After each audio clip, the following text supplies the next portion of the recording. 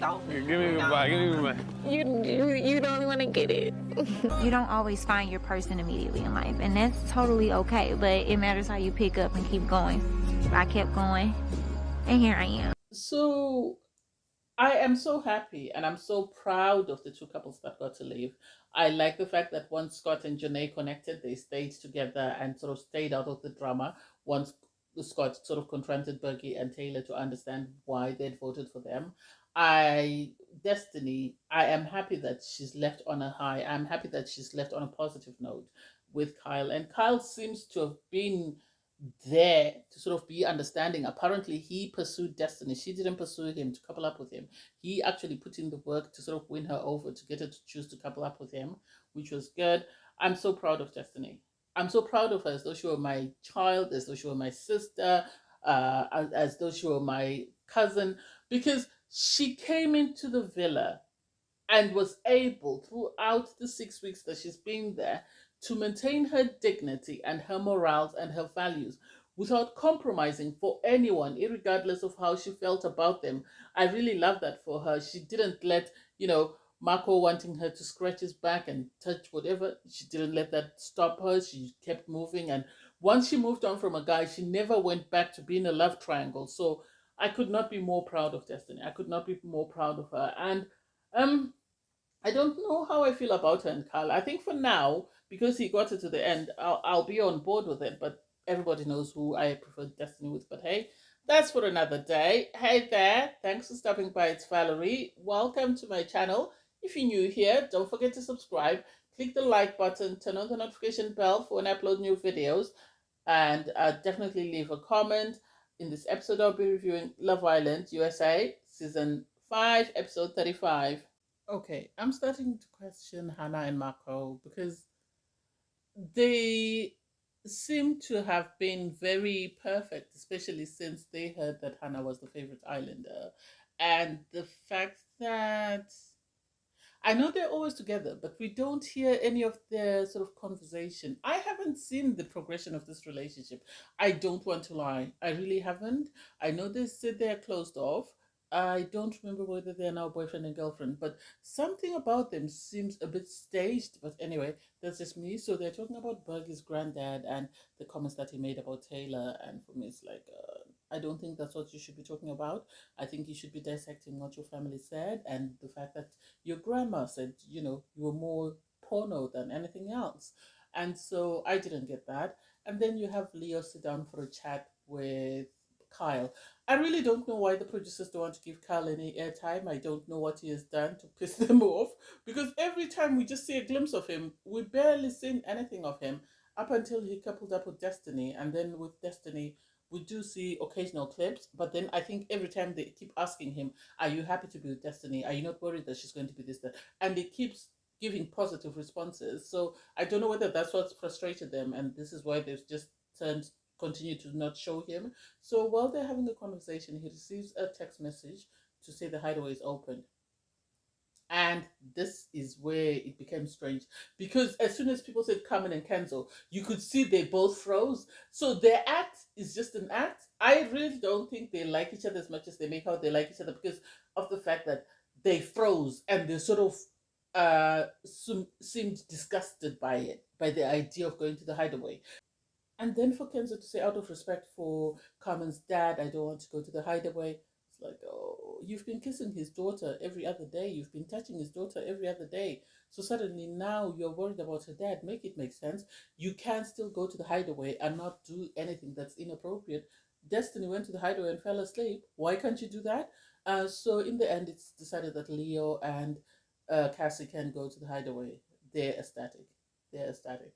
Because Leo's looking forward to the hideaway, and Cassie, loves a bit of fun. So they get ready and off they go to the hideaway. And what did you expect? They were going to have a great time. And Leo's really sort of matured, in my opinion. I think he's one of the people that I've seen actually grow through this whole process. He's come in as a happy-go-lucky. He's made a mistake. He's taken full responsibility for that. He's really apologized. He's worked his butt off to win his girl back. So I'm happy with him.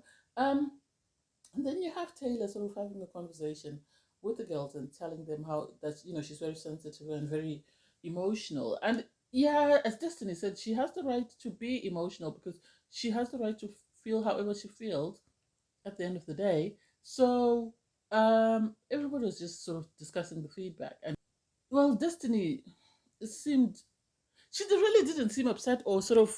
I think she sort of took it on the chin and just brushed it off to say, yeah, to say I'm dramatic, that's not me. To say I'm outspoken, yes, I am, but not dramatic. And Destiny on her part sort of talked about the dramatic moment. And she said, anyone that knows me knows I don't live for drama. So I don't know where that came from. And she knows that she hasn't been dramatic. It's just that the producers have waited while she's having a conversation for her to be upset. And then when she's upset, they've clipped off the bit where she's upset, but they haven't clipped off what has caused her to be that upset, which I don't get why people don't question that. And then the guys are worried about Bergie because Bergie's really been affected by what his granddad said. And it's like, well, I think it's time for you to move on. And I think it's time for Taylor to find someone who values her and whose family values her, because there's no point in forcing a connection. Just like I feel there's no point for Destiny to try and prove anything to Kyle's mom. As she said, Kyle pursued her. So if they think she's not good enough, then she can keep it moving. She will find someone. She will find someone. If she can't find someone, I'll Olivia Pope and find her someone.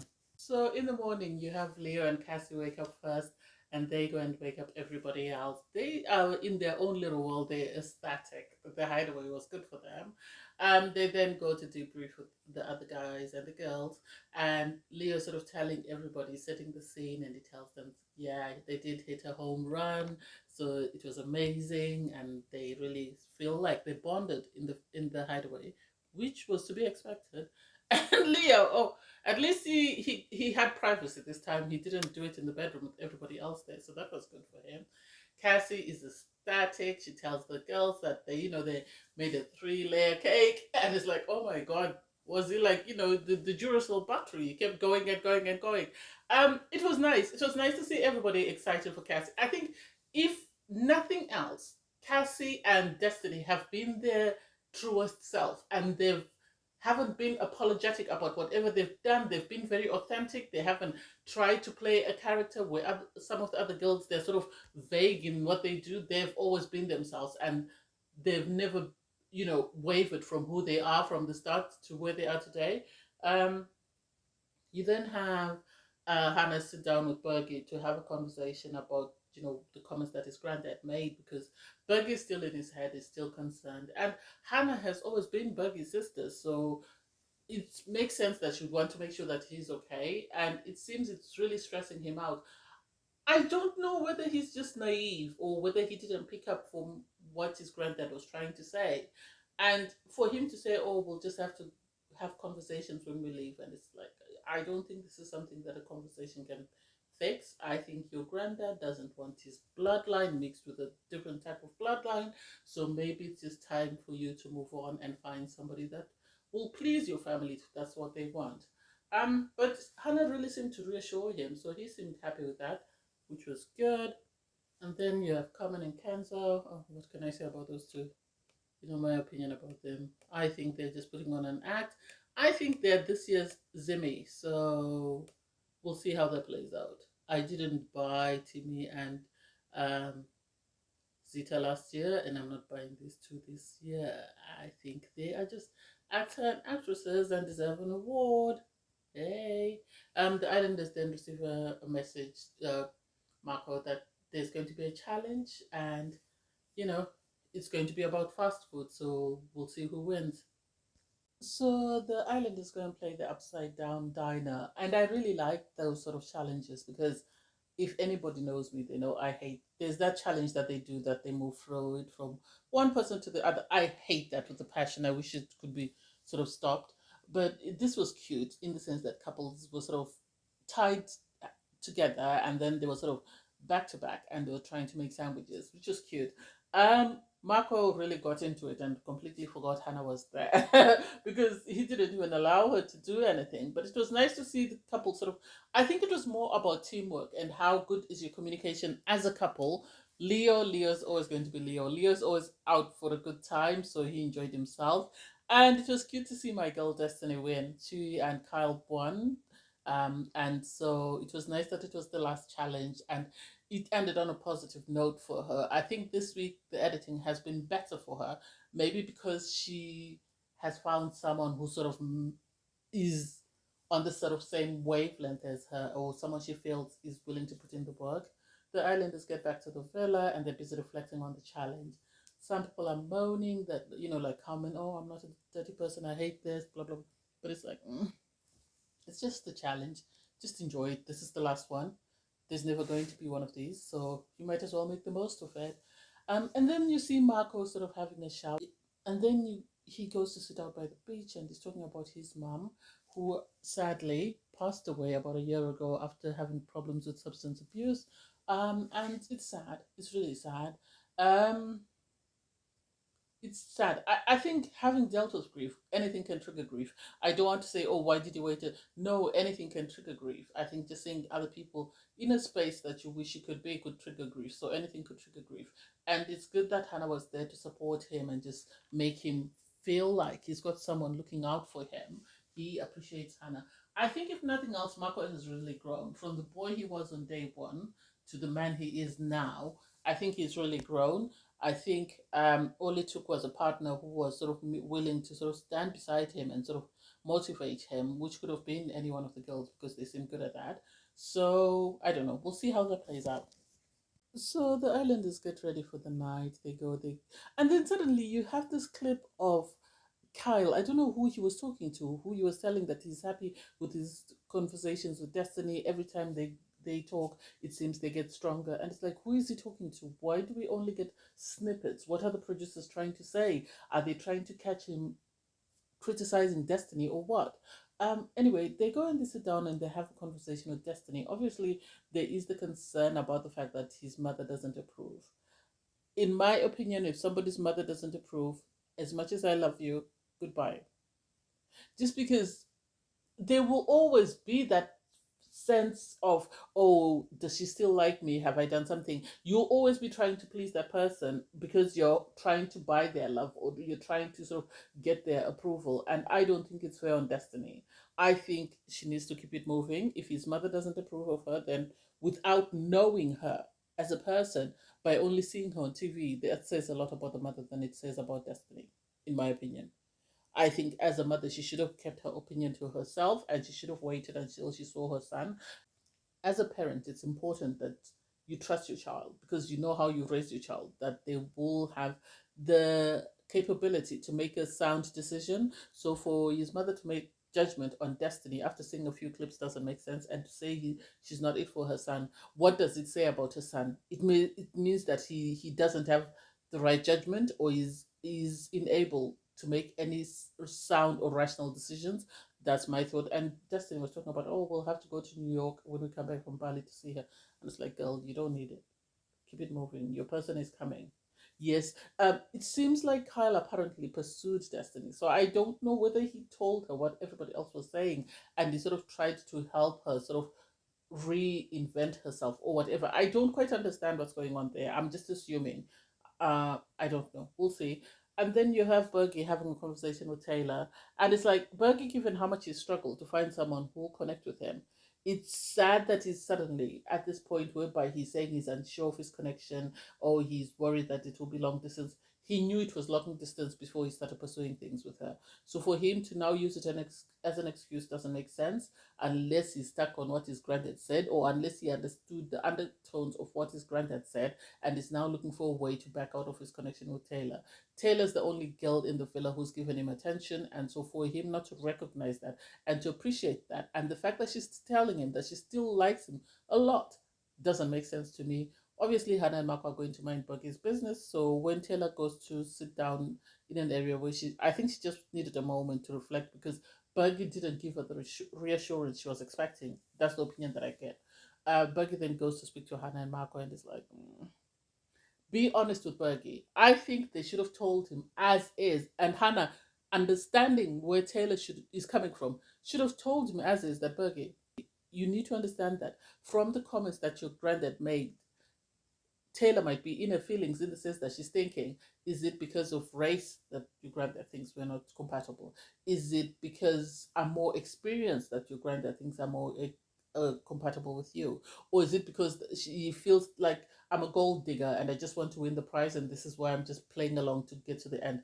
I think that's what she should have said. Not for her to use, oh yeah, you distance, you are right to express. No, be honest with Berkey and tell him the truth. You said you're his sister, so be his sister enough to tell him the truth and to give him sound advice. Don't tell him he wants to hear, but tell him what he needs to hear. So Sarah Hyland arrives in the villa and she announces that, the viewers have been voting for their couples that they want to make it to the finale. And personally for me, outside of Cassie and Leo, I don't think the rest deserve to be there. That's just my opinion. Carmen and Kenzo, you know how I feel about them. They've been faking their relationship. And if sadly, the focus of, villain was placed on Destiny, so people couldn't pay attention to anybody else. And because Destiny was taking too much of the focus of the fans, they managed to slip under the radar. But I don't think their connection is as it's made out to be. It's been rumored that they knew each other before they came into the villa, so I don't buy that connection. Bergie and Taylor, I would have thought they had a great connection up until Grandad spoke. And then Bergie starting to show himself, because the fact that he went through everything he went through and he was treated really badly, especially by people like Carmen, and for him not to appreciate Taylor and not to defend Taylor doesn't make sense to me. And for him to start doubting the long distance, he initially said wherever he finds this person he's willing to move to. So for him not to be willing to move to Texas where Taylor is doesn't make any sense to me. So I have questions about that connection. And then Marco and Hannah have slid under the radar. They are the same person and this is why they get along. I remember there was a challenge, I think one of the first or second or third challenges, where Destiny, the snake challenge, where she put a snake around Hannah's neck and said, your partner is a representation of you. And this is evident in how Hannah and Marco have moved. The fact that they've been all guns blazing trying to get Destiny out of the villa doesn't make sense to me. And for Marco to say, oh, Destiny will always be Destiny. It's a bit too late, given the fact that you tried to vote her out. It's a bit too late. I am happy that Destiny is leaving now, because it allows her to have the spotlight. It won't be overshadowed by the finale. So her leaving now is better than somebody who's going to be runner-up, because most of the times runners-up tend to sort of be ignored because the focus either goes to the winner, and I think because of the momentum of the fan base that she's built while she's been in the villa, with people defending her, and even those that hated her, once she leaves the villa and they're able to see her for who she is, I have a feeling are going to turn and be her fans. So it's sad that Destiny's going, but I think the producers never wanted Destiny to be in the finale. From the moment she and Harrison became popular, they never wanted her to be in the finale. So they made it their mission to sort of tarnish her and turn her into the villain, because prior to that she was always this sweet angelic person who Harrison was taking care of, and as soon as the fans started rising and sort of supporting her, she was turned into a villain. I think the producers always wanted Berg in the finale, and they were going to do whatever they wanted to make sure he got to the finale. They wanted Carmen in the finale, and they did that. I think Leo and Cassie and Marco and Hannah sort of blindsided them. They didn't expect those two couples, and I think this is why they were trying to minimize Hannah and Marco's presence by not showing them a lot. I'm surprised, though, that Marco was the first person to run and hug Destiny. And I love the fact that she initially tried to brush him off to like, no, we're not going to pretend just for the cameras that we get along. But then eventually she hugged him. And Cassie, spoke highly of Destiny because they moved into the villa together on the same day. And they had that bond that they were the only original girls left. And now that Cassie's on her own, she's left with one Casa girl and the two bombshells that were the first ones to come in. So I don't know. Do I really think, as I said, the other couples deserve to be in the final four? No, I think the only people who deserve to be in the final four should be Leo and Cassie. If anything else, I think Leo and Cassie should win. I don't think the other couples deserve to win. I think they are more focused on the prize and they worked their relationships to suit the viewers. That way they could win the prize. They were just scamming the viewers, in my opinion. Bergie, I don't know what he was thinking, but Taylor, I think, might have liked Bergie more than he liked her. and he went along with her just because she liked him, because the other girl that he was sort of talking to in Casa dumped him. That's my opinion. I am so happy for Scott and Jonay. I know a lot of people are dragging Scott. Scott left the Villa in UK single, so if he was given an opportunity to sort of widen his fan base to a different sort of viewership, I don't see why he should be dragged and should be getting death threats and all this. That's not necessary. That's really not necessary. If Catherine appreciates and understands him going on Love Island USA, then I don't know why the fans are attacking him. I'm happy for him. I think he really likes Jonay because we all saw him with Abby. He couldn't stand Abby. He wouldn't hug her. He wouldn't do anything for her. And yet he's always hugging and kissing Jonay. So I think they do have a bond and they do have a connection. And I'm eager to see where it goes. Destiny and Kyle. I think Kyle, as I said before, came to Destiny because Destiny said he pursued her. She didn't pursue him.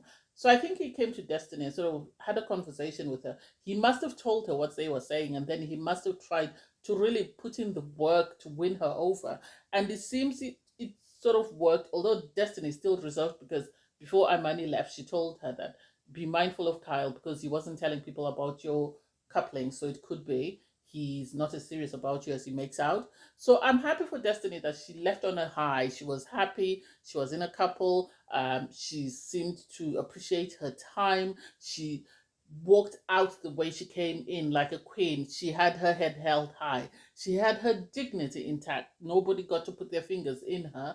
Nobody got to touch any part of her body that she didn't want them to touch. Yes, they showed her sort of having clashes with her couples or her partners, but they never showed her in any squabble with any of the other islanders. So she kept out of most of the mess. I love that for her. She's an educated, beautiful, articulate, young, sort of black woman who knows her worth and knows her boundaries, and no one can take that away from her. Some of the people will have to rehab themselves in regards to the things that they did, but Destiny, people's opinion, sadly, is only based on clips that are a few seconds or a few minutes long, and I don't get why. So I think it's up to her and how she carries herself once she leaves the villa, and hopefully people's opinions of her will change. But I'm so proud of her. I really am, because she's shown that you don't have to sort of give up your morals or your values just for someone to like you, because she could have easily started scratching Marco's back or started touching him wherever he wanted to be touched to remain in that couple. She didn't. She could have done the same with Harrison. She didn't, even though she was very comfortable, and she refused to let Jonah kiss her because she wasn't feeling that way about him. She sort of tried things with Mike. When they didn't work, she took a step back, and I don't remember seeing her kiss Say. So to see her kiss Kyle, it means there's something there. It means there's something there. But I'm so proud of her, especially with my family. I really am. Anyway, thanks guys for watching. Please don't forget to like, share, comment, and subscribe. Bye everyone.